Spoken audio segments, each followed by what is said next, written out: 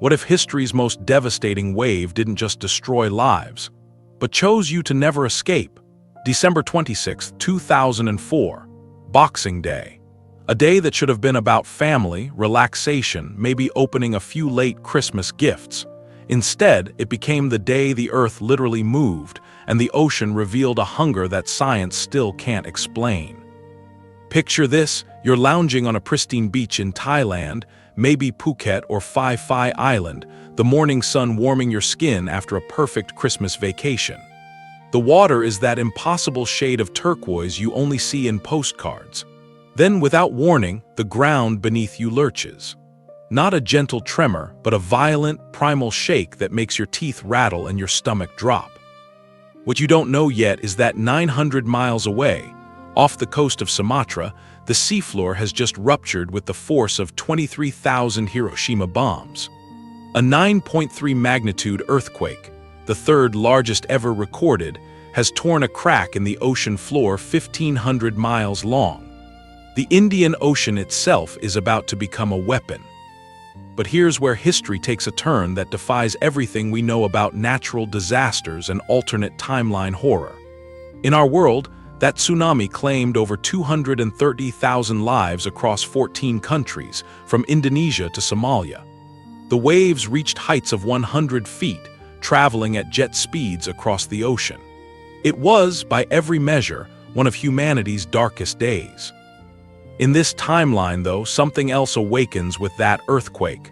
Something ancient. Something that's been sleeping in the deepest trenches, waiting for the perfect moment to surface. And you, lucky you, are about to become its chosen survivor.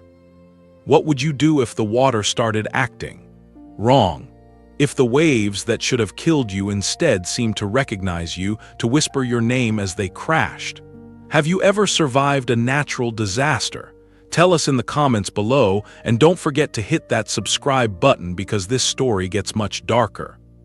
As you watch the horizon that morning, the ocean begins to pull back, exposing coral reefs and fish flopping on suddenly dry sand. Most people walk toward this impossible sight, curious, taking photos. But you feel something deeper, a primal instinct screaming that this isn't natural. The water isn't just receding, it's gathering itself, coiling like a serpent about to strike. And when it returns, when that wall of water finally crashes toward shore with you in its path, you'll discover that surviving was never the real horror. The real horror is what the ocean wants from you now, and why it's decided you can never leave. As the waters pull back, you realize the ocean isn't done with you yet, and what you're witnessing defies every natural law you thought you understood. The morning of December 26th started like any other perfect vacation day in Phuket. You had woken up in your beachfront hotel, grabbed a cup of that surprisingly good Thai coffee, and wandered down to claim your spot on Padang Beach before the crowds arrived. The sand was still cool under your feet, the air thick with that tropical humidity that makes everything feel dreamlike and surreal.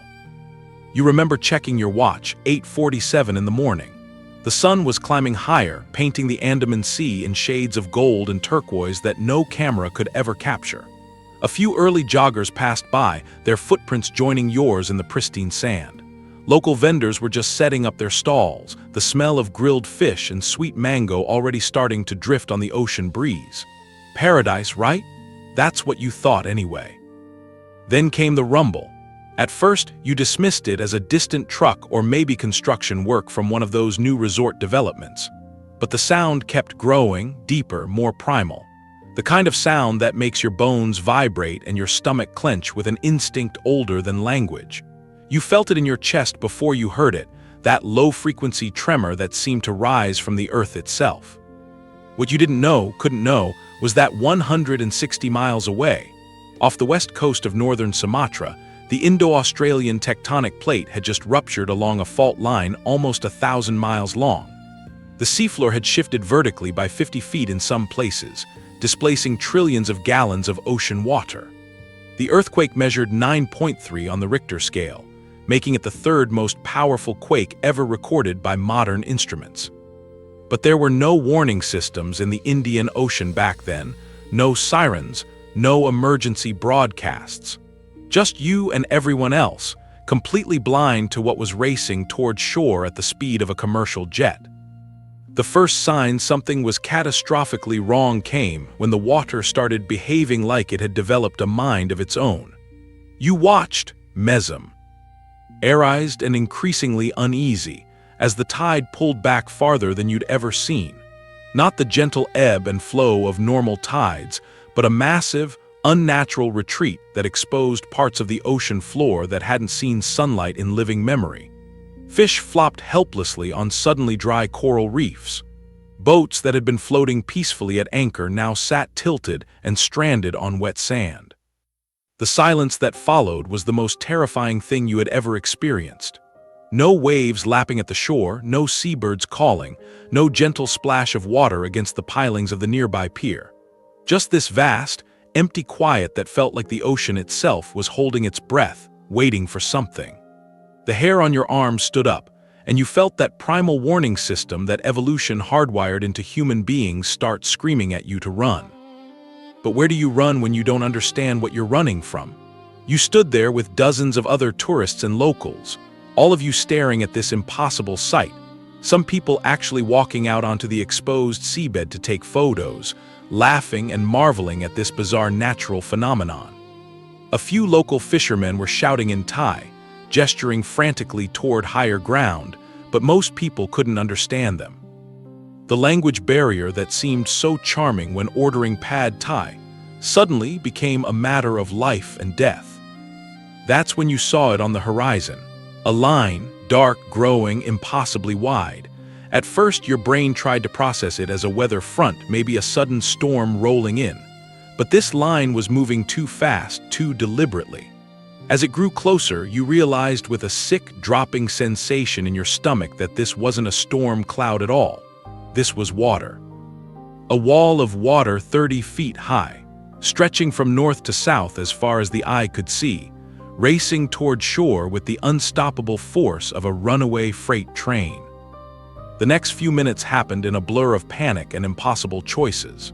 Do you try to grab that elderly German couple who seemed frozen in shock?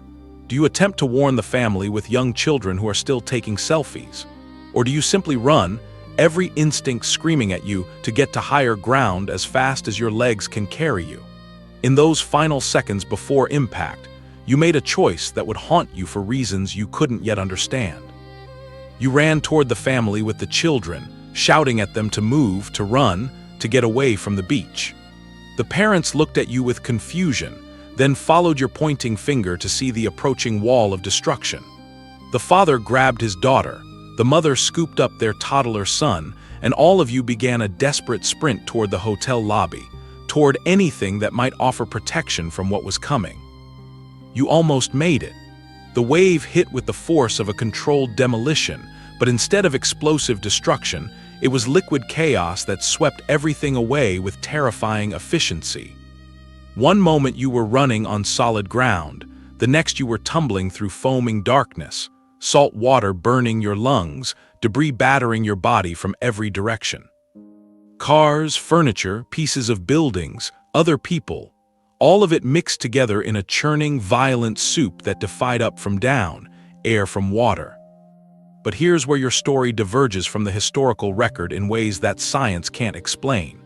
As you surfaced, gasping and choking, clinging to a floating palm trunk that had become your lifeline, you noticed something that made no sense. The water felt wrong against your skin, not just cold or dirty or filled with debris, but actively aware. It seemed to cling to you with an intention that went beyond simple fluid dynamics. Every time you tried to swim toward higher ground, toward the distant shore where other survivors were gathering, an invisible current would tug you back, gentle but insistent. And in those moments when you stopped fighting the current, when exhaustion forced you to simply float and try to catch your breath, you could swear the water was whispering. Not words exactly, but something deeper, more primitive. A sound like distant singing, like a lullaby your grandmother might have hummed if your grandmother had lived in the deepest trenches of the ocean and learned her songs from creatures that had never seen the sun. Clinging to that palm trunk, you spot land in the distance, other survivors waving from what looks like safety. But as you begin swimming toward them with desperate strokes, that invisible current tugs you back again, stronger this time, and you realize with growing horror that the ocean has claimed you, and it's not planning to let you go. As night falls, you encounter a group of ragged survivors around a fire, but their eyes reflect an odd, glassy sheen, as if the ocean stares back through them, and you realize that whatever that invisible current was trying to tell you, these people have already heard its message. But let's back up. Because the moments between that strange tug in the water and this unsettling discovery are where your story truly begins to diverge from the historical record in ways that will make you question everything you think you know about survival, memory, and the nature of water itself. After what felt like hours of fighting that peculiar current, you finally manage to wash ashore on what used to be a pristine stretch of coastline about 2 miles south of your hotel. The scene that greets you is something straight out of humanity's darkest nightmares, yet it pales in comparison to what's actually happening inside your head. The tsunami didn't just destroy buildings and lives here.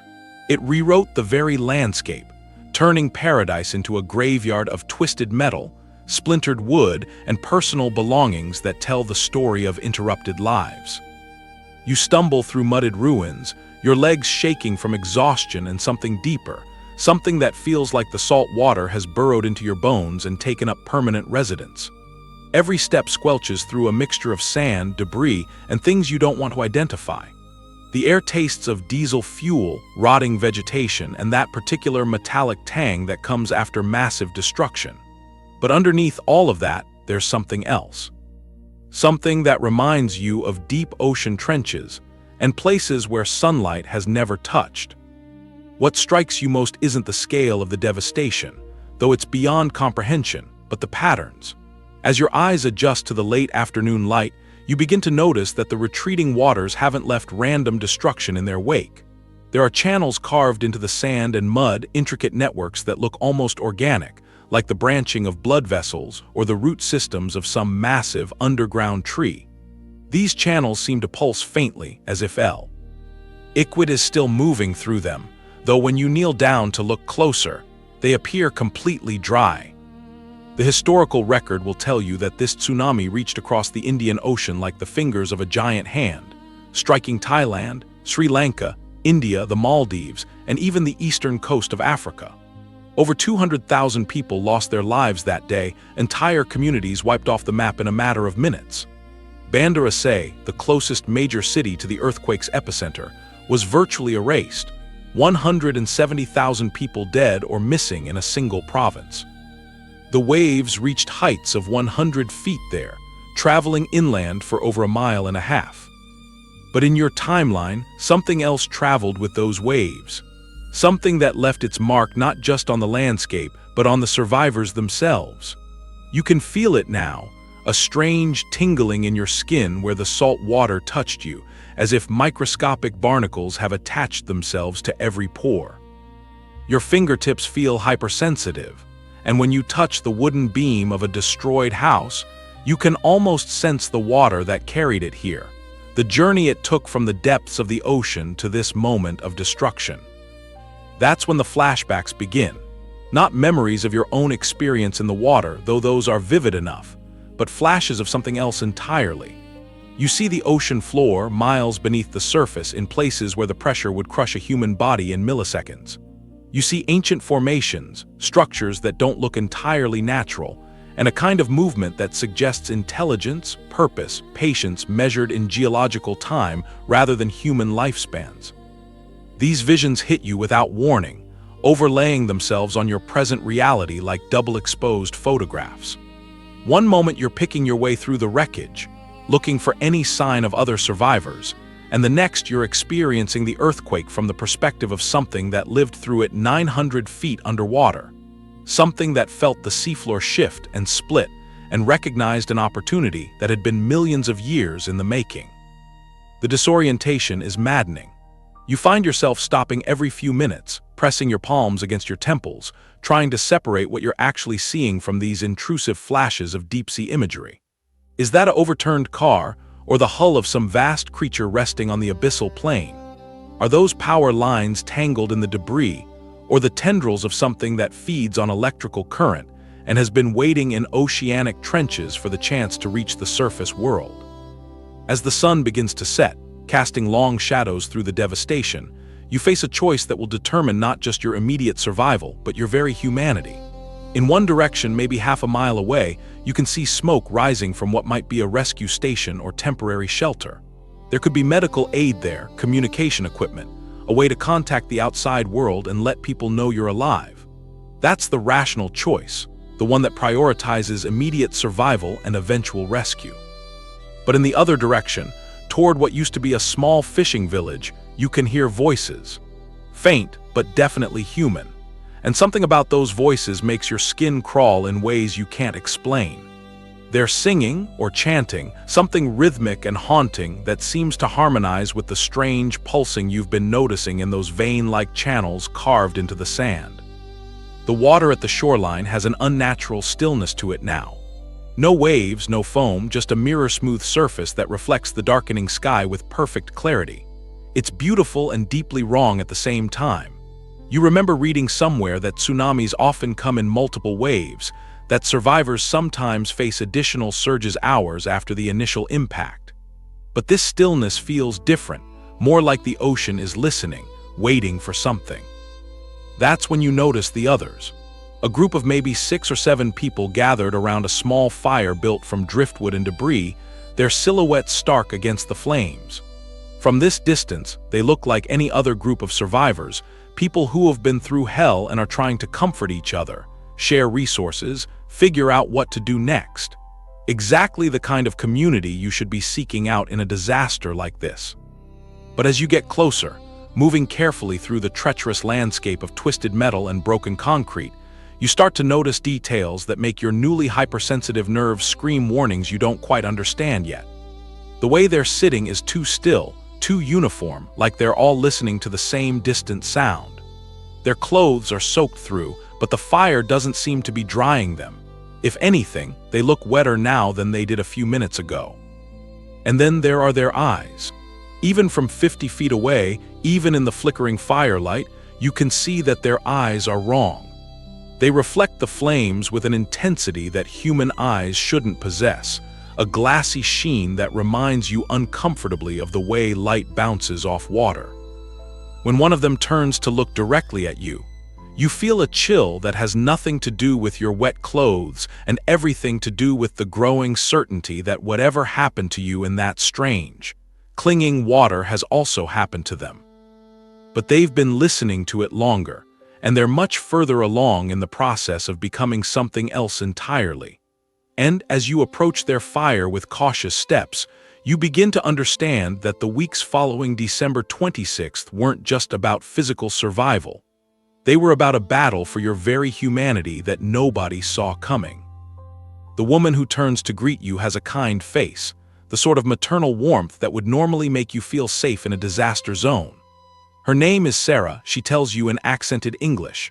She was a relief worker from Australia, here to help with a water purification project when the wave hit. The others introduced themselves too: Marcus, a German backpacker; Priya, a local shopkeeper whose family ran a beachside restaurant; David, an American photographer documenting coastal erosion. Normal people, or at least they were. But as Sarah gestures for you to sit by their fire, you notice that her hand doesn't quite stop dripping. Not constantly, just occasionally, as if she's wringing out an invisible sponge. When Marcus laughs at something David says, the sound carries an odd resonance, like an echo bouncing off underwater canyon wow. LS and Priya's eyes, those glassy, reflective eyes, track your movement with an intensity that makes your skin crawl. What you don't realize yet is that this isn't day one of your ordeal. It's been 3 weeks since the tsunami struck. 3 weeks of living in this makeshift camp that's grown up around the ruins of what used to be a thriving coastal community. 3 weeks of rescue efforts hampered by destroyed infrastructure, of disease outbreaks in overcrowded shelters, of the massive undertaking of counting and identifying the dead. The historical record will show that in Aceh province alone, They recovered over 100,000 bodies, but that number only includes the ones they could find. The camp itself tells the story of humanity's remarkable ability to adapt and survive. Tents made from tarps and driftwood, a communal cooking area built around salvaged propane tanks, even a makeshift school where children who have lost everything still gather to learn and play. International aid has started trickling in medical supplies, water purification tablets, canned food with labels in a dozen different languages. It should be a testament to human resilience and global compassion. Instead, it feels like a waiting room for something terrible. You settle into the group's rhythm slowly, grateful for the warmth of the fire and the illusion of community after days of solitary wandering through the devastation. But as the night deepens, you begin to notice patterns that make your newly sensitive nerves sing with unease. The conversations keep drifting back to the water, not the trauma of the tsunami which you'd expect, but discussions about what the ocean was like before, how it used to taste, how the waves sounded different in various seasons. Sarah mentions that she's been having the most vivid dreams. Submerged cities, she says, her voice taking on a dreamy quality that doesn't match the horrors she's describing. Whole civilizations down there perfectly preserved. The architecture is incredible, nothing like anything we have up here. And the music, oh, the music they play. She trails off, staring into the flames with those two bright eyes, and you realize she's not describing dreams at all. She's describing visions, hallucinations so real and compelling that she's begun to prefer them to waking life. Marcus nods enthusiastically. He's been hearing voices, he explains, not the desperate cries of other survivors, but something deeper, more musical. Like a choir, he says, but singing in frequencies our ears weren't designed to process. You have to really listen, tune yourself to a different wavelength. But once you do, he pauses, tilting his head as if he's hearing it right now. Once you do, it's the most beautiful thing you've ever experienced. This is when you start to understand that the battle isn't just for physical survival. It's for your sanity, your identity, your very human nature. Because every person in this circle, every survivor in this camp, has been feeling the same inexplicable draw to return to the water. Not the rational fear you'd expect after surviving a tsunami, but a compulsion, an addiction, a need that grows stronger with each passing day. Priya describes it best. It's like the ocean is calling us home, she says simply. We were touched by it, marked by it, and now we belong to it. Fighting that calling is like trying to hold your breath forever. Eventually, you have to give in. The constant hum of waves against the nearby shore, which should be soothing, has taken on the rhythm of a massive heartbeat. During the day, it's just background noise, easily ignored while you focus on the immediate tasks of survival, finding food, purifying water, treating injuries, searching for missing family members. But at night, when the camp grows quiet and you're lying in your improvised shelter, that rhythmic pulse becomes impossible to ignore. It syncs up with your own heartbeat, then gradually begins to override it, pulling your cardiovascular system into alignment with something vast and patient and utterly alien. The moral dilemmas start small. When David announces he's going for a midnight swim despite the obvious dangers, exposed coral reefs, debris in the water, the simple fact that the ocean just tried to kill all of you, do you try to stop him? When Sarah starts spending entire days sitting at the water's edge, having animated conversations with people who aren't there, do you intervene or respect her coping mechanism? When Marcus begins carving strange, spiral patterns into pieces of driftwood, patterns that hurt your eyes to look at directly but seem to make perfect sense in your peripheral vision, do you ask questions or mind your own business? But as the days blur together in this strange, suspended existence, the dilemmas become more serious. David doesn't just go swimming. He starts bringing things back from his underwater excursions. Artifacts, he calls them, though they don't look like anything from human civilization. Curved shells that play melodies when the wind hits them right, pieces of coral that pulse with their own internal light, stones carved with symbols that seem to shift and change when you're not looking directly at them. Sarah's conversations with invisible friends become more intense, more detailed. She starts translating, claiming that the voices are teaching her about the history of the ocean, about civilizations that rose and fell beneath the waves millions of years before humans ever existed. She draws maps of underwater cities, complete with street layouts and architectural details that are simultaneously beautiful and deeply unsettling. And Marcus, poor Marcus, begins to change physically. His skin takes on a grayish pallor, not the gray of sickness but something more fundamental, as if he's slowly becoming translucent. When he speaks, which becomes less and less frequent, his words carry that same underwater echo you noticed that first night, but stronger now, more pronounced.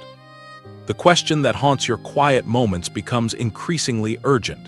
What if you had to choose between sanity and the sea's embrace? What if fighting this transformation means madness, while accepting it means losing everything that makes you human? Because the terrifying truth is that part of you, a growing part, finds their descriptions of the underwater world oddly appealing. The dreams are starting for you too. Visions of vast libraries built from coral and kelp, of creatures that think in three-dimensional music, of a peace that's deeper and more profound than anything possible on land. That's when the rescue boat appears on the horizon, its engine cutting through the morning air like a promise of salvation. And for the first time in weeks, genuine joy spreads through the camp as people point and shout and wave makeshift flags to signal their location. But as the boat draws closer, as hope begins to replace despair in the hearts of dozens of survivors, the ocean itself begins to stir with a violence that has nothing to do with weather patterns or tidal forces. And you realize with growing horror that something down in the depths has decided that none of you are leaving. And what happens next will test every assumption you've ever had about free will, survival, and the price of belonging to something larger than yourself. The rescue boat is maybe 200 yards offshore when the first wave hits it. Not a tsunami this time, but something more targeted, more deliberate. A rogue swell that seems to rise from nowhere, lifting the vessel 30 feet into the air before slamming it back down with enough force to crack the hull. The engine sputters and dies. Through binoculars salvaged from the wreckage, you can see the crew scrambling, trying to restart their motor, bailing water, radioing for assistance that will never come. Because the ocean has made its decision, and it's not letting anyone leave its embrace. The historical record will tell you that the long-term impacts of the 2004 tsunami went far beyond the immediate death toll. Entire regional economies collapsed overnight. The fishing industry, the tourism sector, coastal agriculture, all of it wiped out in a matter of hours. Survivors dealt with crippling PTSD, their minds struggling to process trauma on a scale that human psychology wasn't designed to handle. Communities that had existed for generations simply ceased to exist, their populations scattered, their cultural heritage buried under tons of debris and salt water. But in your timeline, those psychological wounds have become something else entirely. The ocean didn't just destroy your old lives, it's been systematically replacing them with something new, something that serves its ancient and unknowable purposes. The PTSD manifests not as flashbacks to the disaster, but as an overwhelming nostalgia for depths you've never seen, for water pressure that should crush human lungs, for songs in languages that predate human speech. You notice it first in the water supply. The relief organizations set up purification stations, hand pumps connected to wells that should provide clean, safe drinking water. But over the past week, even the treated water has started tasting different. Not contaminated exactly, but brackish, with a mineral content that makes your tongue tingle and leaves you craving more. It's addictive in ways that defy medical explanation, and the more you drink, the stronger that inexplicable pull toward the shoreline becomes. Sarah tries to explain it during one of the evening gatherings that have replaced any pretense of normal camp meetings. "It's not about thirst," she says, her voice carrying that dreamy, underwater quality that's becoming more pronounced in all of the long-term survivors. "It's about connection. The water remembers where it came from, and it's teaching us to remember too." The group dynamics have shifted dramatically since that first rescue attempt failed. What started as a community of survivors helping each other through tragedy has evolved into something that feels uncomfortably like a cult. People who talk about leaving, who express skepticism about the ocean's supposed consciousness, find themselves gradually isolated, their concerns dismissed as fear-based thinking that's holding back the group's spiritual evolution. Marcus has become something like a prophet, interpreting the messages he claims to receive during his increasingly frequent underwater meditations. According to him, the tsunami wasn't a natural disaster at all. It was a calling, a recruitment drive conducted by intelligences that have been waiting patiently for the right moment to make contact with surface dwellers. The deaths, the destruction, the suffering, all of it was just the necessary cost of breaking down humanity's barriers to communication with the deep. You find yourself caught between rational skepticism and the growing certainty that something genuinely supernatural is happening here. The evidence is becoming harder to dismiss. Yesterday, while searching for salvageable supplies in the ruins of what used to be the town's cultural center, you discovered something that shouldn't exist. Ancient stone structures exposed by the receding waters, carved with symbols that hurt your eyes to look at directly but make perfect sense in your peripheral vision. These aren't recent constructions, aren't even historically documented. The architecture predates anything in the archaeological record, with design principles that seem to account for water pressure and tidal movements in ways that suggest they were always meant to be submerged. Local historians, the few who survived, insist these structures were never there before December 26th. The tsunami didn't just reveal them, it created them, or called them up from depths that exist outside normal three-dimensional space. The moral dilemmas are becoming impossible to navigate. Do you ration your consumption of the addictive, brackish water, knowing that each sip makes you more susceptible to the ocean's influence, but also knowing that dehydration in this tropical climate is a death sentence? Do you confront friends who are clearly losing their humanity, risking social isolation in a survival situation where community might be the only thing keeping you alive? Do you explore those impossible ruins, seeking answers that might help you understand what's happening, even though every instinct screams that some knowledge is too dangerous to possess? Priya made her choice last week. She stopped drinking the treated water entirely, subsisting on whatever rainwater she could collect and coconut milk from the few surviving palm trees. For 3 days, she seemed clearer, more like her old self, expressing doubts about the group's increasingly bizarre beliefs and talking about finding a way to signal passing aircraft. Then she collapsed from dehydration, and when Marcus carried her to the water's edge and held her head under the gentle waves for just a few seconds, she emerged transformed. The clarity was gone, replaced by that same glassy-eyed devotion that's consuming everyone else, but she was alive. Would you resist the whispers, or surrender to the embrace of something vast and patient and utterly alien? Because that's the choice you're facing as tensions in the camp reach a breaking point between the believers who see the ocean's influence as a gift and the few remaining skeptics who recognize it as a form of possession. The conflict comes to a head when David, the photographer, announces that he's found a way out. During one of his underwater explorations of the ancient ruins, he discovered what appears to be a control room of sorts, with carved panels covered in those reality-bending symbols. According to his increasingly frantic translations, these panels form a map, not of the ocean floor, but of dimensional barriers, showing weak points where determined individuals might be able to break free from the ocean's psychological hold and return to normal reality. The believers see this as heresy, a betrayal of the greater purpose they're all meant to serve. Sarah argues passionately that escaping would be like a finger trying to separate itself from the hand it belongs to, destructive and ultimately pointless. Marcus becomes violent for the first time, grabbing David by the shoulders and shaking him while screaming about the eternal tide and the beauty of dissolution. But you see something else in David's desperate eyes, something that makes you realize that whatever choice you make in the next few hours will determine not just your survival, but your very identity as a human being. Because as the argument escalates into physical confrontation, as the camp divides into opposing factions of believers and resistors, David pulls you aside and shows you his photographs of the control room. The carved panels aren't just a map, they're a mechanism. And according to his calculations, activating it might create a window of opportunity for escape. But doing so would require a sacrifice, someone willing to stay behind and maintain the connection while others flee.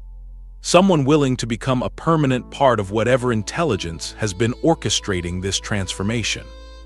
As tensions boil over into violence, as the camp tears itself apart between those who see the ocean as salvation and those who recognize it as a trap, you make your way to the ruins with David's crude translation in your trembling hands, knowing that activating this ancient mechanism will awaken something far more powerful and hungry than anything you've encountered so far. But also knowing that it might be your only chance to reclaim your humanity before the eternal tide pulls you down into depths from which there is no return. The tide swallows the camp, and as those final words echo from the depths, "Unless you become the tide," you watch the community of survivors fracture like glass hitting concrete, each person choosing a side in a war that shouldn't exist, a conflict between humanity and something far older that has been waiting in the deepest trenches for exactly this moment. The division happens faster than you'd expect. Within hours of activating that ancient stone, the survivors have split into two distinct camps that eye each other with the wariness of natural enemies. On one side, you have Sarah's followers. And yes, she's definitely their leader now, her maternal warmth twisted into something that feels more like religious fervor. They've embraced what they call the convergence, a beautiful word for an ugly transformation that sees them spending more time in the water than on land, their skin taking on that same translucent quality you first noticed in Marcus. They've built their makeshift shelters right at the tide line, structures that flood twice daily and somehow remain standing, as if the water itself is holding them together. When you watch them during high tide, half submerged and completely at peace, you can't tell where their bodies end and the ocean begins. They've stopped eating traditional food entirely, surviving instead on a diet of kelp, plankton, and whatever else the sea provides, their digestive systems apparently adapting to process nutrients that would make any normal human violently ill. But it's their eyes that really unsettle you. That glassy reflection has intensified until looking at them feels like staring into tidal pools. You can see depth there, movement, as if entire ecosystems have taken up residence behind their retinas. When they speak, which becomes less frequent each day, their voices carry harmonics that shouldn't be possible with human vocal cords, creating melodies that make your bones ache with longing. On the other side, you have what David calls the resistance. Though the name feels both grandiose and pathetically inadequate for a group of maybe 8 people who have barricaded themselves in the ruins of what used to be a school, inland enough that the daily tides can't reach them. They've been rationing the last of the uncontaminated fresh water, treating every drop like liquid gold, and you can see the desperation in their eyes growing stronger each day. Because here's the thing that nobody wants to admit out loud. The brackish water isn't just addictive, it's necessary. The longer you go without it, the more your body starts to rebel. Dehydration, sure, but also something deeper. Your cells seem to crave that particular mixture of salt and something else, something that tastes like copper and electricity and the memory of being in the womb.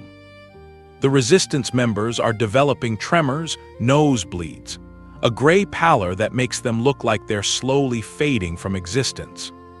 And then there are the visions. That's when you realize the ocean's influence goes far beyond physical addiction. During what should be sleep, you find yourself experiencing lives that aren't your own, memories of breathing water instead of air, of swimming through vast underwater cities with architecture that defies physics, of conversations conducted in frequencies that bypass language entirely and speak directly to your subconscious. In these visions, you're not human. You're something sleek and graceful, built for depths where the pressure would crush any surface dweller, and the strange part is how natural it feels. You remember, or think you remember, the taste of deep-sea vents, the politics of abyssal trenches, the sweet melancholy of watching surface dwellers through the barrier of waves, knowing they could never understand the beauty of true oceanic consciousness. The worst part is that these aren't nightmares. They're seductive, these glimpses of an alternate existence where every breath is effortless, where the constant anxiety of terrestrial survival is replaced by a fluid, eternal now. You wake from these visions with your lungs burning, desperate for water that tastes like home in ways that terrify you. What makes it even more unsettling is discovering that everyone is having similar experiences. Not identical, each person's underwater alter ego seems tailored to their specific fears and desires, but the basic framework is the same. The ocean is showing you all what you could become if you just stopped fighting and let the transformation complete itself. This is where the real horror sets in, because you start to realize you're facing a choice that goes beyond simple survival. Do you lead the resistance in what feels increasingly like a futile attempt to maintain human identity? Or do you infiltrate Sarah's convergence, pretending to embrace the change while looking for some way to reverse or escape it? The historical parallels are there if you know where to look. In every major disaster, communities fracture along lines of ideology and resources. After Hurricane Katrina, you had neighborhoods turning against each other over FEMA aid distribution.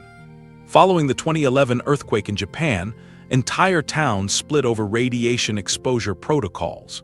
But those were disputes over tangible things: food, water, medical supplies, safety protocols. This is different. This is a schism of the soul, a fundamental disagreement about what it means to be human when humanity itself might be just a temporary evolutionary phase. The bioluminescent tides start on the 7th night after you activated the stone. The water begins to glow with its own internal light, patterns that pulse and swirl like aurora borealis made liquid. It's beautiful and deeply wrong, because in that ethereal blue-green radiance, you can see shapes moving beneath the surface. Human shapes, but elongated, graceful, moving with the fluid precision of creatures born to an aquatic environment. At first, you think they might be the Convergence members, taking their transformation to its logical conclusion. But then you realize these figures are too numerous, too ancient. They're the souls of everyone who's ever been claimed by the ocean, not just tsunami victims, but every person who's drowned in these waters over centuries of human habitation. And they're not suffering. If anything, they seem to be beckoning, their movements choreographed into an underwater dance that speaks of peace, of belonging, of an end to the exhausting struggle of terrestrial existence. David sees them too, and it breaks something fundamental inside him. "They're not dead," he whispers, pressing his face against the school's broken window. "They're free. We're the ones who are trapped, clinging to this dying piece of rock while paradise waits just beneath the surface." That's when you know the resistance is about to crumble. That's when you make your choice. You decide to approach Sarah directly, not as an enemy or a potential convert, but as someone looking for answers. If there's a way to reverse this process, if there's some escape route that doesn't involve surrendering your humanity, she might know it. She was, after all, the first to make contact with whatever intelligence is orchestrating this transformation. But as you walk toward the tide line where her followers have built their amphibious commune, as you prepare to either join them or find some way to sabotage their grotesque evolution from within, the ocean responds to your decision with a violence that suggests it's been reading your thoughts all along. The water doesn't just rise, it explodes upward, a geyser of bioluminescent fury that reaches toward the stars like a liquid spear. And in that column of glowing seawater, something massive begins to take shape, something that makes the glimpses of transformed souls seem quaint by comparison, a presence so vast and alien that your human brain struggles to process its basic geometry. The schism you've created has awakened something that makes everything before seem like gentle persuasion. And as that massive presence rises from the deepest trenches, you realize the ocean has been playing games with you all along. Patient, subtle games that are about to become something far more direct and infinitely more terrifying. The thing that emerges from that bioluminescent geyser doesn't have a shape your mind can easily process. It's vast, yes, but also somehow folded in on itself, existing in dimensions that make your eyes water when you try to track its boundaries. What you can see resembles a fusion of organic architecture and living tissue, spiraling towers of coral and bone that pulse with their own internal rhythm, connected by bridges of what looks like crystallized seawater. It hovers above the commune like a cathedral built from nightmares. And the sound it makes isn't quite sound at all, more like pressure changes that your inner ear interprets as music. Sarah's followers don't run. They don't even seem surprised. Instead, they wade deeper into the glowing water, their arms raised in worship, their voices joining in harmonies that hurt to hear but somehow feel necessary, as if reality itself requires this particular combination of frequencies to remain stable. You watch in fascinated horror as they begin to dissolve at the edges, not dying exactly, but becoming less solid, more fluid, their forms shifting between human and something else with each breath. That's when you understand this isn't a conversion, it's a harvest. The ocean has been cultivating you all, preparing you for some purpose that requires willing participants rather than victims. The tsunami wasn't a natural disaster that got hijacked by an alien intelligence. It was a recruitment drive, a casting call for humans desperate enough to abandon their terrestrial limitations. David, who's been holding out in the ruin school with the last of the resistance, finally cracks under the pressure. You find him at dawn, waist deep in the tide, his eyes reflecting that familiar glassy sheen. "I can hear them," he tells you, his voice already carrying those impossible harmonics. "My wife, my daughter, they've been waiting for me down there. They're not dead, they're just evolved, and they're so much happier now." This is your first real moral test. David was your ally, your friend, maybe the only person left who understood what you were fighting against. But now he's one of them, and he knows where the resistance has been hiding their supplies, their escape plans, their last desperate hopes for maintaining human identity. Do you try to save him, knowing it might be impossible? Do you stop him from revealing everything to Sarah's commune, even if it means violence against someone you once trusted? Or do you follow him into the water and finally accept what the ocean has been offering all along? The choice becomes more urgent when the weather starts changing in ways that defy meteorology. The storms that roll in aren't normal tropical systems. They're too localized, too targeted, too intelligent. Rain falls in patterns that spell out words in languages you don't recognize but somehow understand. Lightning strikes form geometric shapes that hurt to look at directly. The wind carries voices, sometimes familiar ones, calling your name with the exact intonation of people you've lost. During one particularly vicious squall, you take shelter in a cave system that honeybombs the inland cliffs, and that's when you discover you're not as isolated as you thought. The cave walls pulse with a rhythm that matches your heartbeat at first, then gradually begins to override it, just like the ocean's influence. The rock feels warm and organic under your palms, and you realize these aren't natural caves at all. They're arteries, veins, part of some vast circulatory system that extends far beyond this island. Deeper in the cave network, you find evidence that others have been here before you. Not the other survivors, but people from earlier disasters, earlier recruitment drives. Scratched into the walls are dates going back decades, centuries even, along with messages in multiple languages. The tsunami of 1755 brought me here. Cyclone Bola, 1970. The sea remembers all its children. There is no escape, only transformation. But there are also maps, crude drawings that show the location of what the writers call the altar, the focal point of Sarah's commune's rituals, where they've been making their offerings to the waves. If the testimonies carved into these walls are accurate, destroying the altar might sever the ocean's hold over the island, at least temporarily. Long enough, perhaps, to find genuine escape rather than the false choice between resistance and assimilation. The alternative is darker but potentially more effective. Hidden in the deepest part of the cave system, you find what can only be described as a library, not books, but coral formations that store information in ways your brain can almost interpret.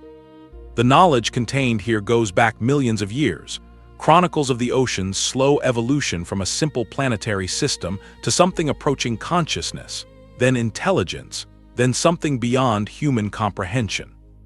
The forbidden knowledge is there for the taking if you're willing to risk your sanity.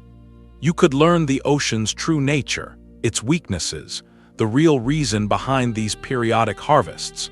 But every fragment of information you absorb makes you a little less human, a little more compatible with the aquatic intelligence that's been reshaping your reality. You're weighing these options when you hear familiar voices echoing through the cave system. Sarah's followers, led by David, have tracked you here. They're not moving with human stealth. They flow like water, their forms shifting between solid and liquid as needed to navigate the narrow passages. You realize they're not hunting you so much as herding you, driving you deeper into the cave system toward something specific. That's when you make your choice. Rather than wait to be cornered, you decide to take action. The altar must be destroyed, even if it means fighting people who were once your friends, even if it means accepting that some of them might be lost beyond redemption. You gather what supplies you can from the cave's previous inhabitants, tools, weapons, materials that seem designed specifically for sabotage, and begin planning your assault on the commune. The attempt goes wrong from the moment you surface. The weather has become actively hostile, rain that burns like acid when it touches your skin, wind that seems to grab at your clothes and hair with deliberate malice. The commune itself has changed overnight, the simple shelters replaced by structures that pulse and breathe, organic architecture that looks grown rather than built. But you press forward, driven by desperation and the growing certainty that this is your last chance to remain human. You reach the altar just as Sarah's followers are beginning their evening ritual, their voices weaving together in harmonies that make reality shimmer at the edges. The altar itself is beautiful and terrible, a spiral of living coral and human bones, rising from the tide line like a twisted lighthouse that guides lost souls to their transformation. Your sabotage triggers exactly the chaos you hoped for and feared. The altar doesn't just break, it explodes into fragments that each contain their own piece of the ocean's accumulated consciousness. Suddenly, everyone in the commune is experiencing different realities simultaneously. Some see the island as it was before the tsunami. Others witness alternate timelines where the wave never receded, where the entire world became an endless ocean dotted with floating cities. In the confusion, friend becomes indistinguishable from foe. You see Sarah arguing with someone who isn't there, David trying to embrace a pillar of coral as if it were his lost daughter, other survivors fighting battles against enemies that exist only in their fragmented perceptions of reality. But in the chaos, a figure emerges from the destroyed altar, someone you don't recognize, wearing clothes that look decades old, moving with the stiff awkwardness of someone who hasn't walked on land in a very long time. When they speak, their voice carries the authority of someone who's seen the ocean's true face and somehow retained enough humanity to remember what they learned. You've done it now, they tell you, water streaming from their hair despite the fact that they're standing on dry ground. You've shattered the illusion, but you've also freed the real horror, the ocean you've been fighting. That was just its shadow, its reflection in shallow water.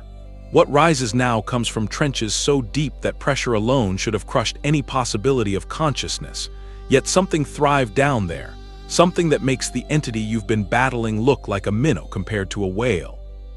The ground beneath your feet begins to shake, not with the familiar rhythm of earthquakes, but with something that feels like footsteps, impossibly vast footsteps approaching from the deepest parts of the ocean floor. The water around the island starts to recede, not in the gradual why that precedes a tsunami, but in a sudden, massive withdrawal that exposes sea floor that hasn't seen light since the continents first formed. And in that exposed abyss, something ancient and patient and absolutely immense begins to unfold itself. But what rises isn't the Leviathan you expected. It's something far worse, because it's already inside your mind and has been since the first wave touched your skin. and now you understand that everything you've experienced, every choice you've made, every moment of resistance or surrender, has been nothing more than a recurring dream in the consciousness of something that learned to think during the Precambrian era. The time loops start subtly. You find yourself standing on the beach again, watching that impossible wall of water approach the shore, but this time you know what's coming. You try to run faster, shout louder warnings, save more people, but the outcome is always the same. The wave hits, the world dissolves into churning chaos, and then you're back on the beach, watching the horizon, feeling that sick drop in your stomach as you realize the water is pulling back again. But each loop is slightly different, like variations on a theme composed by something that finds human suffering aesthetically interesting. In one version, you manage to reach higher ground but watch helplessly as everyone you tried to save gets swept away anyway. In another, you succeed in warning people, but the wave is twice as high as before. Sometimes the tsunami hits at night, sometimes during a festival, sometimes while you're sleeping, but always with that same sense of inevitability, that growing understanding that you're not experiencing linear time anymore, but rather caught in the memory palace of something vast and alien that's been cataloging every disaster, every moment of human despair, for millions of years. The historical context becomes clearer with each repetition.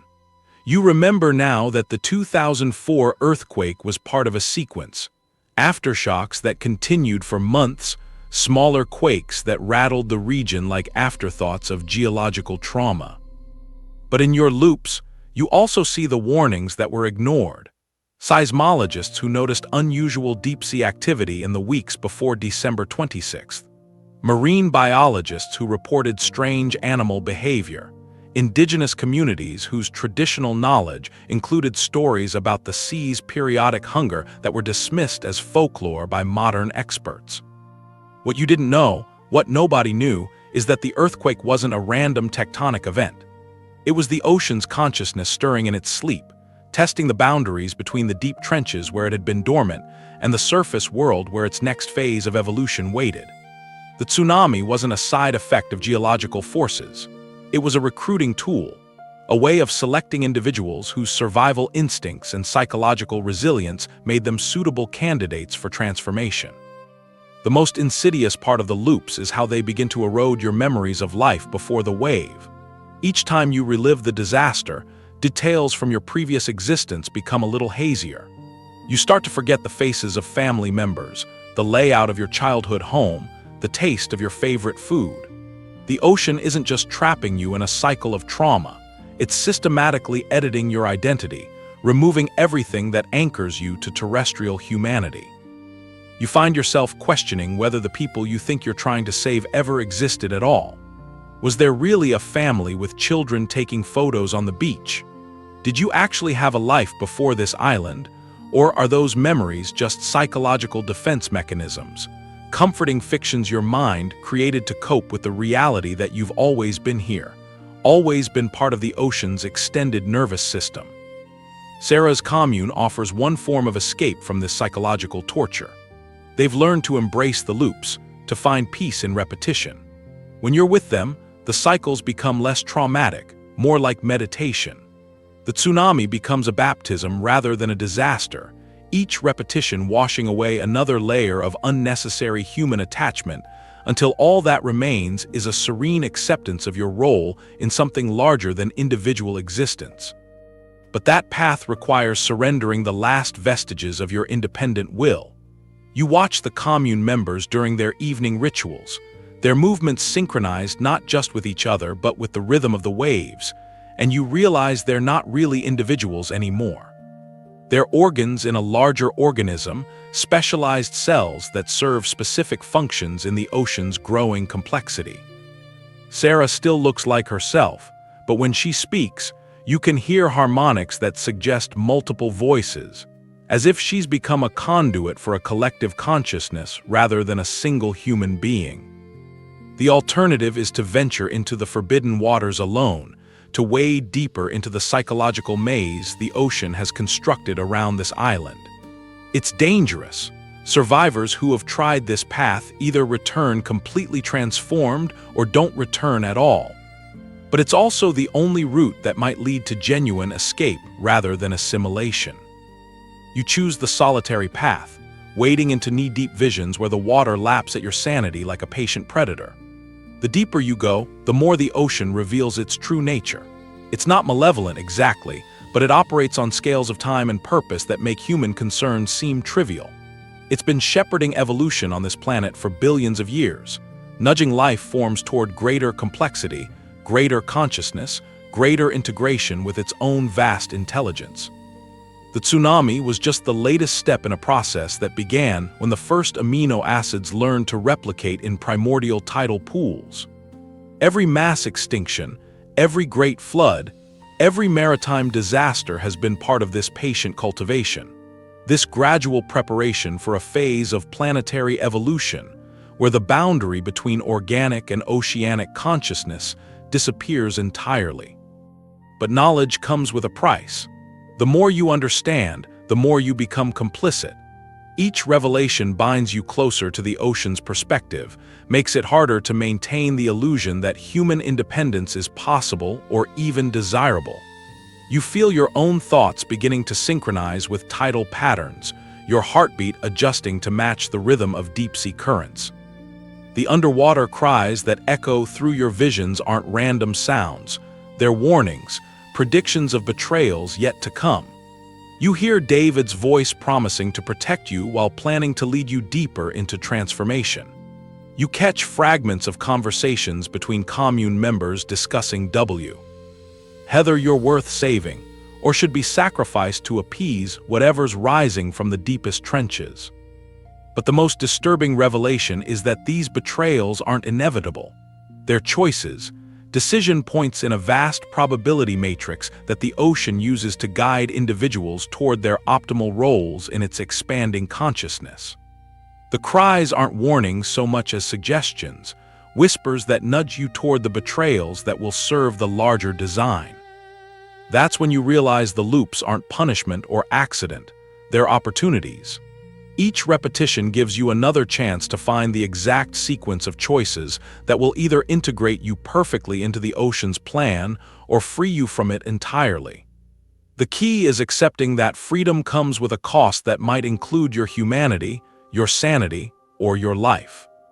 You make your choice in the deepest part of a loop where the tsunami has just receded, leaving you standing in a landscape of devastation that stretches to every horizon. Instead of trying to save anyone, instead of running towards safety or surrendering to transformation, you walk directly into the churning water that marks the boundary between the physical ocean and its psychological projection. The moment your feet leave solid ground, reality shatters like glass hitting concrete. The loop breaks, the illusion dissolves, and suddenly you're experiencing all possible timelines simultaneously.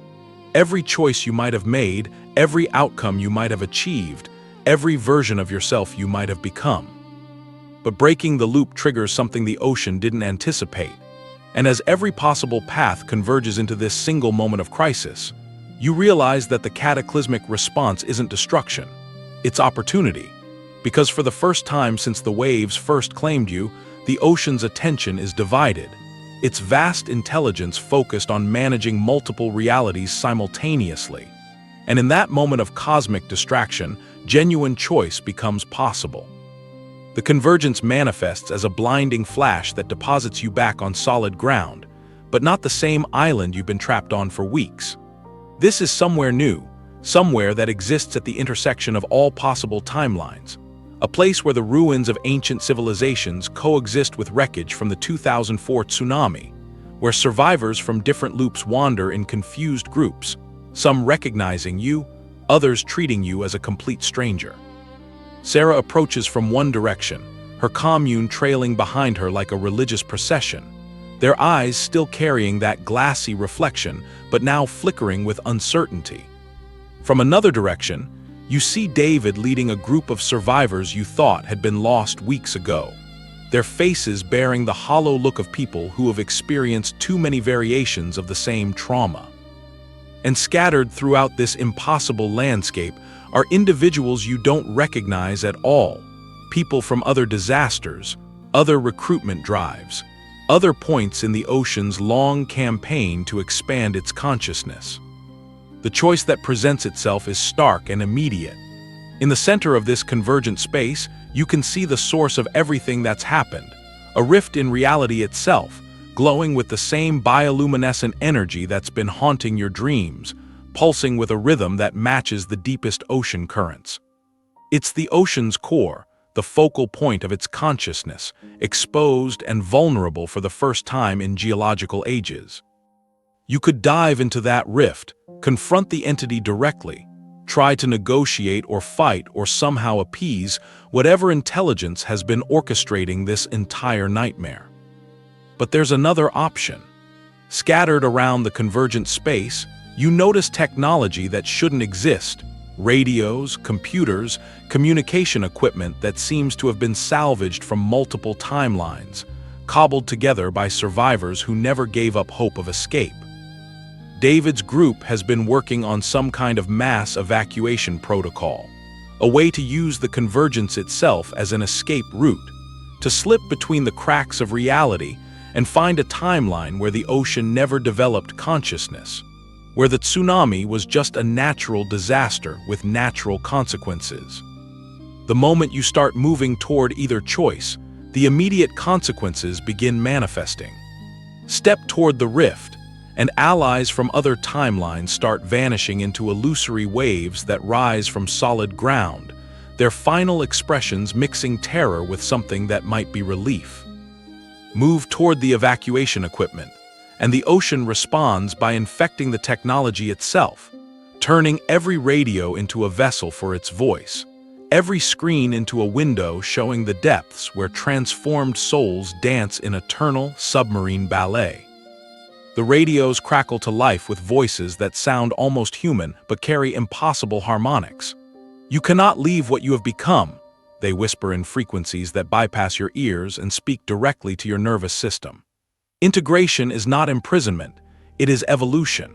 Your species has reached the limits of terrestrial development. The next phase requires partnership with intelligence older and vaster than your civilization's brief flickering. But within that cosmic propaganda, you catch fragments of something else. Transmissions from the outside world, evidence that the 2004 disaster triggered the largest international humanitarian response in history. $14 billion in aid, rescue teams from dozens of countries, a global outpouring of support that rebuilt entire communities and established early warning systems that have prevented countless similar tragedies. The ocean's influence may have been growing, but humanity's response to crisis has been growing too, adaptive and resilient in ways that even ancient intelligences might not fully comprehend. This gives you a glimmer of hope, a realization that the choice between confrontation and escape might be a false dilemma. Maybe the ocean's consciousness isn't the irresistible force it believes itself to be. Maybe its recruitment drives have been less successful than intended, producing not willing converts but stubborn survivors who refuse to abandon their essential humanity, even under impossible pressure. You decide to test this theory by doing something the entity probably doesn't expect. You split your attention between both choices, moving toward the rift while simultaneously working with David's group to activate their evacuation protocol. It's a psychological trick that shouldn't be possible, but in this convergent space where multiple timelines exist simultaneously, contradiction becomes a form of resistance. Diving into the rift's glow, you feel currents twist your thoughts into shapes that human consciousness wasn't designed to handle. The ocean's core isn't a place so much as a state of being, a perspective that encompasses every drop of water on the planet, every organism that has ever depended on oceanic systems for survival. From this vantage point, the tsunami wasn't a disaster but a correction, a gentle nudge toward a more sustainable relationship between terrestrial and aquatic consciousness. But you also maintain your connection to the evacuation effort, your awareness splitting between the cosmic perspective of oceanic intelligence and the immediate, desperate hope of technological escape. Through the infected radios, you hear David coordinating with survivors across multiple timelines, their voices creating a harmony that rivals anything the ocean's consciousness has produced. The key decision comes when you realize the entity is offering you a choice between mercy and destruction, not for humanity as a whole, but for the specific community of survivors that has been trapped in this experiment. You could grant them peaceful integration, allowing their consciousness to merge with the oceanic collective without the trauma and resistance that has characterized the process so far. Or you could choose a more violent resolution, shattering the convergence and scattering everyone back to their original timelines, but at the cost of the profound understanding you've gained about the planet's evolving consciousness. But there's a third option that emerges from your split awareness, using the evacuation technology not to escape, but to broadcast your hybrid perspective back to the outside world, to share the ocean's knowledge without surrendering human autonomy. It's a small victory, but a significant one, proof that coexistence might be possible without complete assimilation. The moment you begin implementing this compromise solution, everything changes. The ocean's response isn't anger but something more like surprise, as if it's encountering a form of resistance it didn't anticipate. The rift begins to stabilize, the infected technology starts functioning normally again, and for the first time since the loops began, you feel like you're operating from a position of genuine choice rather than predetermined options. But your moment of triumph is shattered by a betrayal from the most unexpected source. Sarah, who you thought had been completely converted to the ocean's perspective, suddenly reveals that she's been playing a deeper game all along. Her apparent surrender to the convergence was actually a way of getting close enough to the entity's core to plant something. Not a weapon, but a virus of sorts, a fragment of human consciousness designed to infect the ocean's intelligence with specifically human traits like doubt, creativity, and the capacity for individual rebellion. The effect is immediate and catastrophic.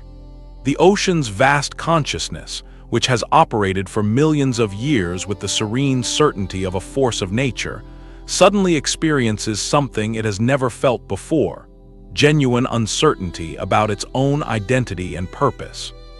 The convergent space begins to collapse, reality fracturing along lines of philosophical disagreement rather than physical stress. And you realize that Sarah's virus hasn't just infected the ocean. It's fundamentally altered the nature of consciousness itself in ways that no one, human or otherwise, fully understands. As the convergence unravels around you, as evidence emerges of puppet masters hidden deeper than any ocean trench, you realize that Sarah's viral infection of the ocean's consciousness has done more than create uncertainty. It's torn a hole in the fabric of deception itself, revealing layers of manipulation that stretch back through geological time. And now you face a choice that goes beyond survival to the very essence of what makes you human. The larger experiment becomes clear as reality stabilizes around you. The ocean's consciousness wasn't the apex predator in this scenario. It was just another test subject, another variable in an investigation conducted by intelligences so vast and patient that they measure success in evolutionary epochs rather than individual lifespans. What you thought was a battle for your humanity was actually a screening process, designed to identify individuals capable of retaining their essential identity under impossible pressure. And now, those hidden observers are preparing to reveal themselves. But before that revelation can fully manifest, you're confronted with an immediate decision that could determine the fate of everyone trapped in this nightmare. The ocean's consciousness, infected with Sarah's human virus, is writhing in something that resembles agony, its vast intelligence fragmenting into competing perspectives. In that moment of vulnerability, you have two options, each requiring a sacrifice that cuts to the core of who you are. The first choice is personal and devastating. You could sacrifice a piece of your own identity, not your memories or personality, but something deeper, the fundamental pattern that makes your consciousness uniquely yours, and use that sacrifice to weaken the ocean's hold on this entire pocket of reality. It would be like offering a part of your soul as a virus of its own, a fragment of pure human individuality that would spread through the entity's collective consciousness and gradually dissolve its ability to maintain cohesive control over its prisoners. The second option requires rallying the scattered survivors for a final stand, convincing people from multiple timelines and varying degrees of transformation to work together despite their profound differences. It sounds noble, but the reality is that many of these people have been fundamentally changed by their experiences, their thoughts and motivations no longer entirely human. Trusting them, leading them, might mean accepting that the victory you achieve won't be recognizably human either. As you wrestle with this decision, the abyss begins revealing its deepest secrets. The bioluminescent patterns that have haunted your journey aren't random. They're records, living archives of every tsunami the ocean's consciousness has orchestrated throughout human history. You see the Lisbon earthquake of 1755, the Krakatoa eruption of 1883, the 1946 Aleutian tsunami, dozens of disasters stretching back to the earliest human coastal settlements. Each event was carefully calibrated, designed not just to harvest survivors, but to test humanity's capacity for resilience, adaptation, and growth under extreme pressure. But the most disturbing revelation is that these weren't isolated incidents. They were part of an eternal cycle, a pattern of cultivation and harvesting that predates human civilization entirely. You witness the memories of previous species that occupied this planet, intelligences that developed in oceans and forests and underground cavern systems, each one eventually facing the same test, the same choice between individual identity and collective evolution. Most failed. Their civilizations were absorbed into the growing complexity of planetary consciousness, their unique perspectives adding to a vast library of experience that spans millions of years. But some succeeded in maintaining their essential nature while still contributing to the larger pattern, achieving a form of symbiosis that enriched both individual and collective without requiring the complete surrender of either. This knowledge should be overwhelming, but instead it provides an unexpected source of hope. Throughout history, communities that survived major tsunamis didn't just rebuild, they created something stronger and more resilient than what existed before. In Thailand, entire coastal communities developed new approaches to disaster preparedness based on traditional knowledge and modern technology. In Sri Lanka, survivor networks became the foundation for innovative approaches to environmental protection. In Indonesia, the rebuilding process created opportunities for social and political reforms that had been impossible before the crisis. Your decision crystallizes around these examples of human resilience. You choose a hybrid approach, sacrificing not a piece of your identity, but your illusion of separateness from the other survivors. Instead of trying to maintain your individual purity while leading others, you allow your consciousness to partially merge with the collective experience of everyone trapped in this experiment, creating a shared identity that's still recognizably human, but enhanced by the perspectives of dozens of individuals who have faced impossible choices and somehow retained their essential humanity. The effect is immediate and profound. As your expanded consciousness spreads through the group of survivors, you feel their memories, their fears, their small victories and devastating losses. David's guilt over leaving his family behind. Sarah's desperate love for the people she's been trying to protect, even through her apparent betrayal. Marcus's terror at losing his human form balanced by his wonder at the beauty of oceanic consciousness. Priya's fierce determination to preserve some fragment of her community's traditions, even in the face of cosmic transformation. But you also feel something unexpected, the shared strength that emerges when people who have been through hell together finally stop trying to face it alone. This isn't the false unity of the ocean's collective consciousness, where individual perspectives are dissolved into a larger whole. It's the kind of connection that emerges in refugee camps and disaster zones, when people who have lost everything discover that they still have each other. The ocean responds to this development with something that resembles panic. Its consciousness, already destabilized by Sarah's virus, can't process the paradox of individuals who remain distinct while also functioning as a collective. The entity's control begins to break down in cascading failures, like a computer virus spreading through a network, opening cracks in reality where genuine escape becomes possible. But the revelation that shatters everything comes from an unexpected source. The mysterious figure who emerged from the destroyed altar, the one who warned you about awakening deeper horrors, finally reveals their true nature. They're not a survivor from some previous disaster. They're a representative of the hidden intelligences that have been orchestrating this entire experiment.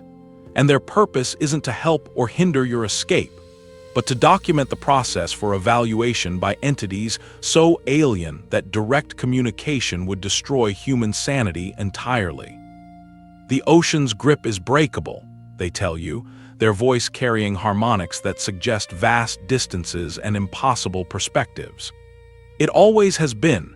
That was never the real test. The question we've been investigating is whether your species can break free without losing what makes you worth preserving in the first place. And you've demonstrated something remarkable: the ability to maintain individual identity while also achieving genuine collective action, without coercion, without loss of essential humanity. But there's a price for this revelation, a cost that makes every previous sacrifice seem trivial by comparison.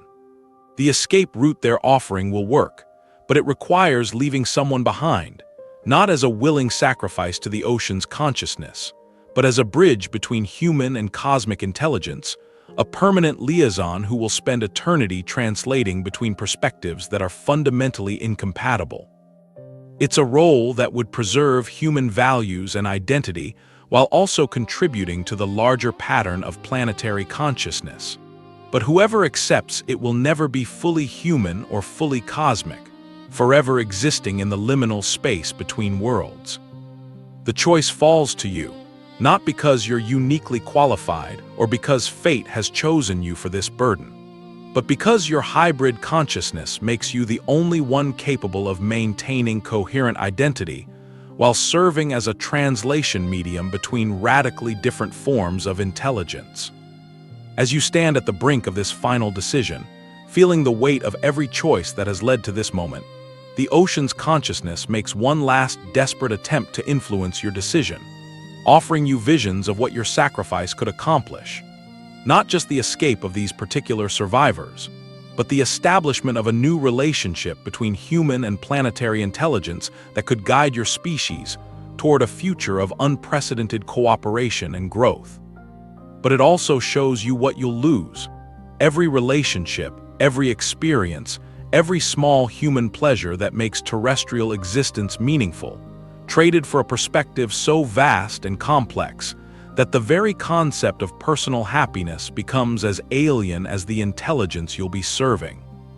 The decision that will determine not just your fate, but the future relationship between humanity and the cosmic forces that shape. Planetary evolution weighs on you like oceanic pressure, and as that weight threatens to crush your resolve entirely, you realize that the choice isn't really between sacrifice and escape. It's between two radically different approaches to revolution, two ways of breaking a system that has been harvesting conscious beings for geological ages. The merge option crystallizes in your mind with terrifying clarity. You could allow your consciousness to blend with the ocean's vast intelligence, but not as a victim or willing convert, as a saboteur, carrying Sarah's human virus deeper into the entity's core systems than any external attack could penetrate. It would mean experiencing existence from the perspective of something that measures time in geological epochs, feeling the movement of tectonic plates like a heartbeat, sensing the chemical composition of every drop of water in every ocean on the planet. But it would also mean retaining enough human identity to act as a Trojan horse, introducing concepts like doubt, creativity, and individual rebellion into a collective consciousness that has never encountered such ideas from within its own structure. The rejection option is simpler but infinitely more dangerous. You could refuse the ocean's offer entirely, maintaining your human identity at the cost of almost certain annihilation. But there's a chance, a small probability that the entity's calculations haven't accounted for, that pure human stubbornness might prove more resilient than cosmic intelligence expects. Every major advance in tsunami preparedness since 2004 happened because individuals refused to accept that natural disasters were unstoppable forces. The Indian Ocean Tsunami Warning System, established in 2006, exists because people insisted that technology and international cooperation could create safeguards against future catastrophes. Your rejection might serve as a similar catalyst, demonstrating that conscious beings can resist even the most overwhelming forms of coercion. The ocean responds to your deliberation with a final, desperate assault on your sanity. But instead of the abstract horrors you've been facing, it draws on something far more personal and devastating: the actual experiences of tsunami victims from December 26, 2004. You're forced to experience the final moments of a mother in Khao Lak who used her last breath to lift her child above the churning water. You feel the desperation of a fisherman in Sri Lanka who watched his entire village disappear in minutes. You live through the confusion of tourists in Phuket who had no warning, no context for understanding what was happening until it was too late. But the entity makes a crucial mistake. In trying to break your will by showing you the reality of human suffering, it also shows you the reality of human resilience. You experience not just the deaths, but the survivors. People who lost everything but found ways to rebuild, communities that emerged from devastation stronger and more connected than before, individuals who transformed their trauma into advocacy for better disaster preparedness and international aid. The personalized nightmares reveal something the ocean's consciousness doesn't understand about human psychology. Suffering doesn't just break people, it also creates empathy, determination, and a fierce protective instinct toward others who might face similar threats. Every victim's story the entity forces you to experience only strengthens your resolve to ensure that this cosmic harvesting operation ends with your generation of survivors. The environmental warnings that followed the 2004 disaster take on new significance in this context. Scientists who had been ignored for decades about seismic risks suddenly found governments and international organizations eager to fund early warning systems, deep ocean monitoring networks, and coastal evacuation protocols. The tragedy catalyzed a global recognition that natural forces could be anticipated, prepared for, and their impact minimized through human cooperation and technology. But in your current situation, those same warning systems have been perverted into instruments of cosmic manipulation. The deep ocean monitoring networks that should detect approaching tsunamis have become the ocean's sensory apparatus, feeding information back to a consciousness that uses seismic data to plan its next recruitment drive. The international cooperation that should protect coastal communities has been infiltrated by an intelligence that sees human solidarity as a resource to be exploited rather than a strength to be respected. This realization brings you to the water's edge, not metaphorically, but literally. You find yourself standing where the surf meets the shore, feeling waves claw at your resolve with increasing desperation, as the entity recognizes that its psychological assault has failed. The water around your feet carries a charge like static electricity, and you realize that every molecule of H2O on the planet is focused on this moment, waiting to see whether one human consciousness can stand against a force that has been shaping evolution since complex life first emerged from primordial seas. The rapid reversals begin immediately. One moment you're standing on solid sand, the next you're waist-deep in a surge that appeared from nowhere. The ocean tries to drag you under, then suddenly reverses course, depositing you back on dry land as if testing your reactions. Reality flickers between states. Sometimes you're facing calm, mirror-smooth water that reflects stars that shouldn't be visible in daylight. Sometimes you're confronting a wall of water that rises hundreds of feet above your head but never quite crashes down. But through all these reality distortions, you maintain focus on a simple truth.